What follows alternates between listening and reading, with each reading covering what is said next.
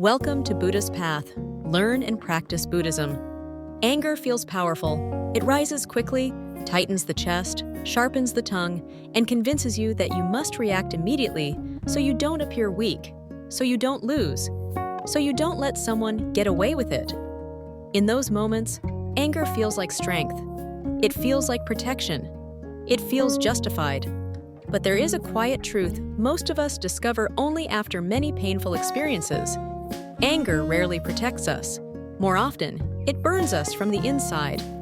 There is a well-known story about the Buddha that teaches this lesson in a way that is simple, unforgettable, and deeply practical. One day, the Buddha was sitting beneath a tree, surrounded by a small group of followers. The atmosphere was calm. People had gathered not only to hear his teachings, but to experience the peace that seemed to surround him wherever he went. The air was still. The mood was quiet, like a lake without wind. Then, from a distance, a man approached. His footsteps were fast and heavy. Even before he spoke, you could sense his anger. His face was tense, his breathing rough, his eyes filled with agitation. He looked like someone carrying a fire inside his chest, searching for a place to throw it. He walked directly up to the Buddha and began shouting. He insulted him loudly. He mocked him. He used harsh words meant to humiliate. He wanted a reaction. He wanted the Buddha to become angry. He wanted to create a scene. The people around the Buddha were shocked. Some lowered their heads in embarrassment. Some felt anger rise on behalf of the Buddha. A few monks stiffened, ready to defend him. The peaceful atmosphere had turned tense, like a storm about to break. But the Buddha remained completely still. His face did not harden. His voice did not change. His breathing stayed gentle. He listened to the man as calmly as a mountain listens to thunder, present but unmoved. The angry man continued shouting until he became exhausted. Finally, he stopped and stood there, waiting. He almost seemed eager for the Buddha to react. Then the Buddha spoke, softly, clearly. Without any trace of anger, he asked the man a simple question. "If someone brings you a gift," the Buddha said, "and you do not accept it, to whom does the gift belong?" The man was confused. He replied, "If I do not accept it, then it still belongs to the one who brought it." The Buddha nodded gently. "In the same way," he said, "you have brought me anger, harsh words, and insults, but I do not accept them, so they remain with you." In that moment, something shifted.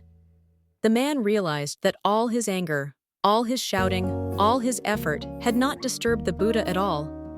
The anger had stayed with him. He was the one carrying the weight. He was the one being burned. The Buddha then explained, "Anger is like holding a hot coal with the intention of throwing it at someone. You are the one who gets burned first." This story reveals something important. Anger is often like a gift that someone tries to hand you, but you do not have to accept it. Most of us, however, accept it immediately. Someone speaks harshly, and we respond harshly. Someone insults us, and we insult them back. Someone shows anger, and we add more anger. This creates a chain reaction. Suffering multiplies and spreads from one person to another. The Buddha broke that chain simply by not reacting. Non-reaction is not weakness, it is mastery. It is the ability to feel anger arise without letting it control your words and actions. Mindfulness makes this possible. When anger rises, mindfulness allows you to notice it. You feel it in your body. You notice the tension in your chest, the heat in your face, the tightness in your jaw. You see the thoughts forming. I must respond. I must defend myself.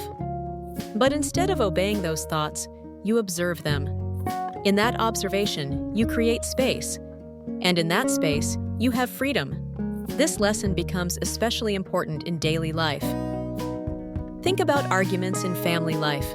A small comment from a spouse, a tone from a sibling, a child refusing to listen. These moments quickly become emotional because the heart is involved. If you react instantly in anger, you may say something that damages the relationship for a long time. You may win the argument, but lose trust and closeness. But if you pause and remember, do I have to accept this gift? You may choose to breathe, to respond later, to speak gently instead of sharply. Consider workplace conflicts. A colleague criticizes you unfairly. A boss speaks harshly. Someone takes credit for your work. Anger rises, and you feel the urge to defend yourself immediately. But reacting with anger can create lasting consequences in professional relationships. Mindfulness allows you to respond wisely, calmly, and at the right time without being driven by emotion. Think also about online comments. A stranger writes something cruel. Someone mocks you. The internet is full of anger gifs. If you accept each one, your mind becomes restless and disturbed. But you do not have to accept every insult.